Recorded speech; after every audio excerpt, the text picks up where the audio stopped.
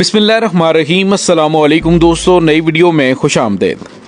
दोस्तों, भारतीय इंतहा पसंद मोदी सरकार ने इंतहा कर दी। बाबरी मस्जिद के बाद एक और खौफनाक वाकया, हिंदू मुस्लिम फसादात शुरू। जबकि दूसरी जानिब भारत की अलहदगी पसंद तहरीकों को मिली बड़ी कामयाबी। वीडियो की तफसील में जाने से पहले आप देख रहे हैं हकीकत की दुनिया डॉक्टर अली के साथ। हमारा चैनल सब्सक्राइब करके घंटी के निशान को दबाना मत भूलिएगा। इस वीडियो को ज्यादा से ज्यादा फेसबुक, व्हाट्सएप और सोशल मीडिया पर शेयर जरूर करें। शेयर और लाइक करने के साथ साथ कमेंट बॉक्स में पाक फौज जिंदाबाद, पाकिस्तान पाइंदाबाद और पाकिस्तान के गुमनाम हीरोज को सलाम का नारा कमेंट जरूर कीजिएगा। दोस्तों, वैसे तो भारत सेल्फ प्रेजिंग में इस लेवल तक पहुंच गया है कि हम दुनिया की 5वीं बड़ी मुशत बनने जा रहे हैं, हम ये कर रहे हैं, हम वो कर रहे हैं। लेकिन दोस्तों, आज भी भारत में जमाना जाहिलियत वाली जिंदगी लोग बसर कर रहे हैं।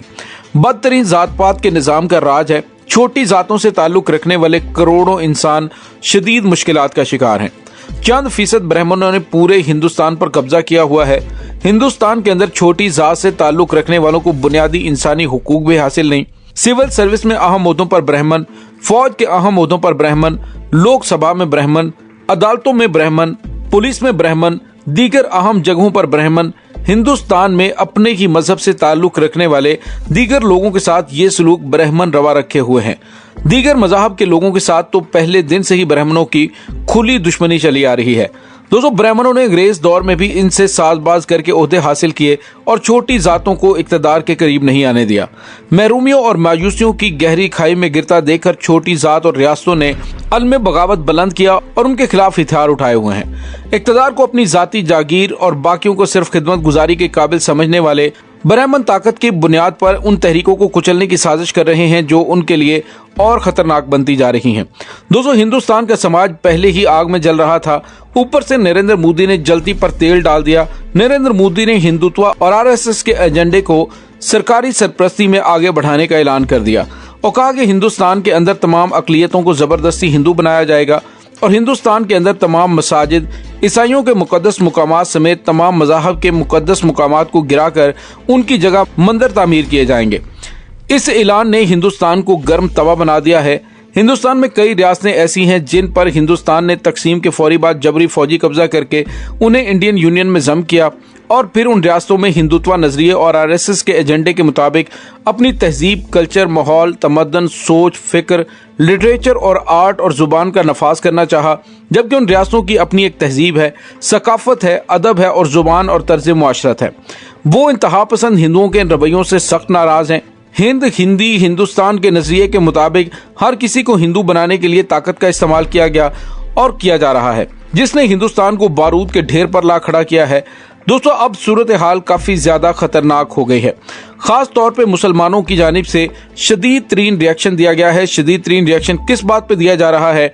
ये बड़ी ही तशवीशनाक और खौफनाक खबर मुसलमानों के लिए खास तौर पे सामने आई है। दोस्तों, खबर यह है कि भारत के इंतहा पसंद हिंदुओं ने मुसलमानों के इंतहाई हसास पॉइंट पर एक दफा फिर हमला कर दिया है। जी हाँ दोस्तों, बाबरी मस्जिद के बाद एक बार फिर सड़क चौड़ी करने के बहाने भारत में एक और तारीखी मस्जिद को शहीद कर दिया गया। भारत में मुसलमान दुश्मनी में लुथड़ी हुई मोदी सरकार ने 16वीं सदी में तामीर की गई तारीखी मस्जिद को शहीद कर दिया है। भारतीय रियासत उत्तर प्रदेश में इंतहा पसंद वजीर आला योगी आदित्यनाथ की सरपरस्ती में मुस्लिम कुछ कार्रवाइयां जारी है। रियासती मशीनरी मुसलमानों को खत्म करने के सरकारी एजेंडे पर अमल कर रही है। उत्तर प्रदेश में इलाहाबाद के इलाके हंदिया में 16वीं सदी ईस्वी में तामीर की गई तारीखी मस्जिद को शहीद किया गया। सोशल मीडिया पर सामने आने वाली वीडियो में मुकामी इंतजामिया के एहलकारों को बिल्डोजर की मदद से मस्जिद को शहीद करते हुए देखा जा सकता है। मस्जिद की कमेटी का कहना है कि ये मुसलमानों की इबादत गाह शेर शाह सूरी के जमाने में तामीर की गई थी। मस्जिद को शहीद होने से रोकने के लिए मुकामी अदालत से रुजू किया गया था, जहां केस की समाअत आज 16 जनवरी को होना थी।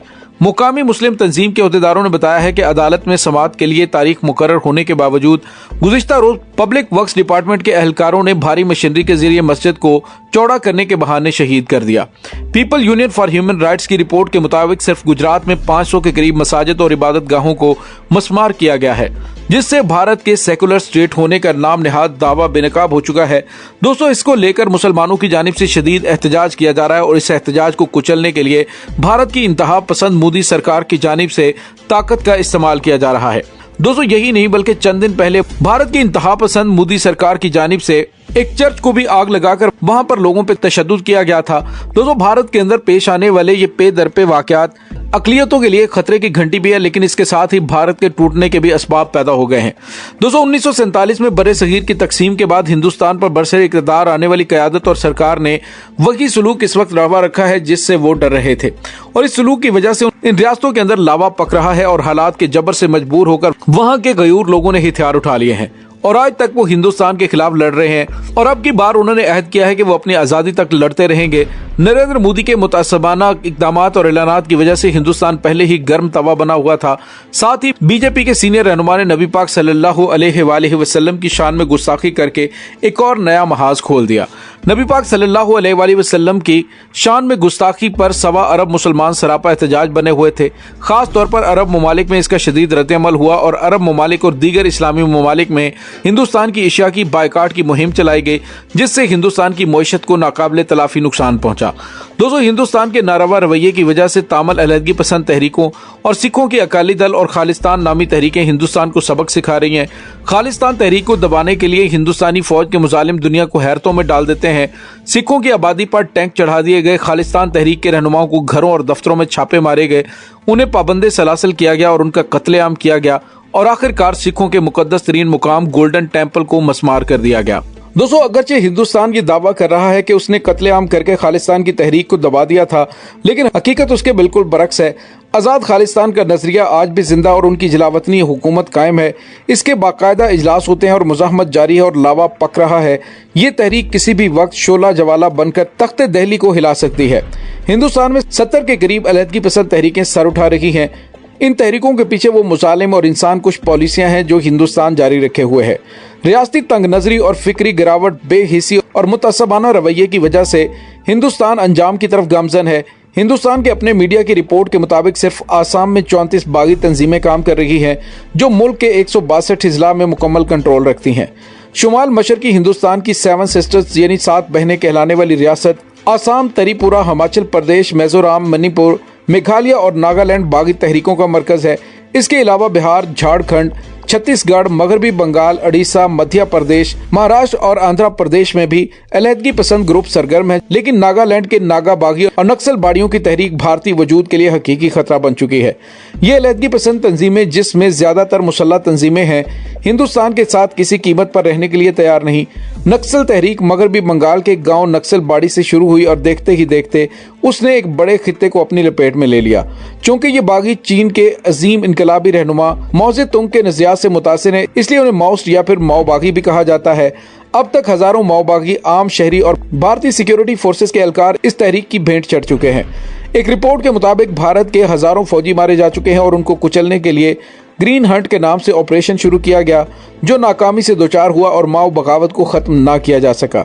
एक भारतीय इदारे इंस्टीट्यूट ऑफ कॉन्फ्लिक्ट मैनेजमेंट समेत दीगर इदारों और तजियाकारों के मुताबिक हिंदुस्तान की शुमाल मशरकी रियासतों में माओ बागी अपनी कुव्वत बढ़ाने में कामयाब हुए और वो खुद को मजीद ताकतवर बनाने के लिए जहां शुमाल मशरकी रियासतों में कई अलहदगी पसंद तंजीमों को अपने साथ मिला रहे हैं, वहीं पूरे मुल्क के आज़ादी पसंदों के साथ भी ताउन करके अपना दायरा असर वसी कर रहे हैं।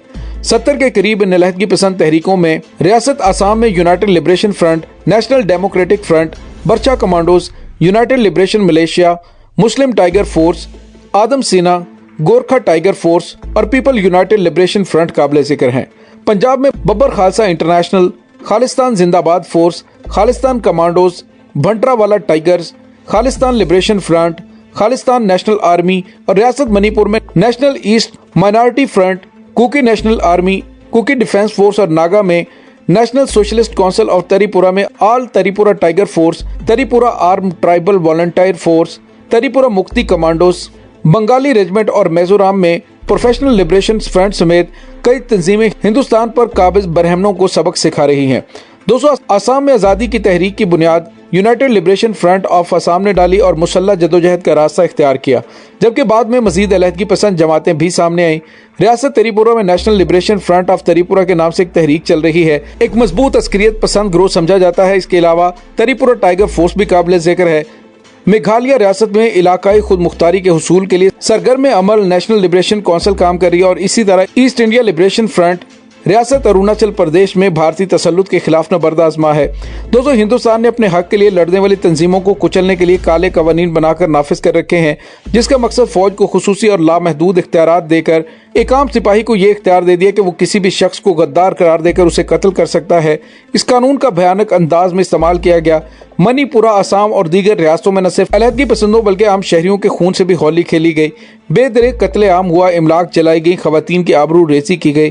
गर्ज भारतीय फौज ने इस काले कानून की आड़ में हर जायज और नाजायज जरिया और जुल्म जबर के तमाम हरबे इस्तेमाल कर डाले और उसका नतीजा यह निकला कि अलहदगी पसंद तहरीकों में मजीद तेजी आती गई और उसकी तादाद में इजाफा हुआ। दूसरे, इस कानून के तहत फोर्सेज चुतरे बेमुहार हो गई कि वो किसी के सामने जवाबदेह नहीं रही। इंसानी हुकूक के लिए काम करने वाली तंजीमें इस कानून पर कड़ी तनकीद कर रही हैं और इसके खात्मे के लिए आवाज भी बुलंद कर रही हैं। लेकिन दोस्तों, यहाँ पे आपको ये बताते चलें कि भारत का चूंकि बुरा वक्त शुरू हो चुका है, इसी वजह से उन्होंने मुसलमानों के खिलाफ जो महाज खोला है, अब आने वाले दिनों में ये भारत में अलहदगी पसंद तहरीकों में मजीद इजाफा करेंगे और भारत टुकड़े टुकड़े हो सकता है। दोस्तों, इस तमाम सूरत हाल के बारे में आपका क्या कहना है, कमेंट सेक्शन में अपने ख्यालात का इजहार जरूर कीजिएगा। इंशाल्लाह बहुत जल्द मिलते हैं एक नई वीडियो में। तब तक के लिए अपना बहुत सारा ख्याल रखिएगा। पाक फौज जिंदाबाद, पाकिस्तान पाइंदाबाद, पाकिस्तान के गुमनाम हीरोज को सलाम। अल्लाह वारिस।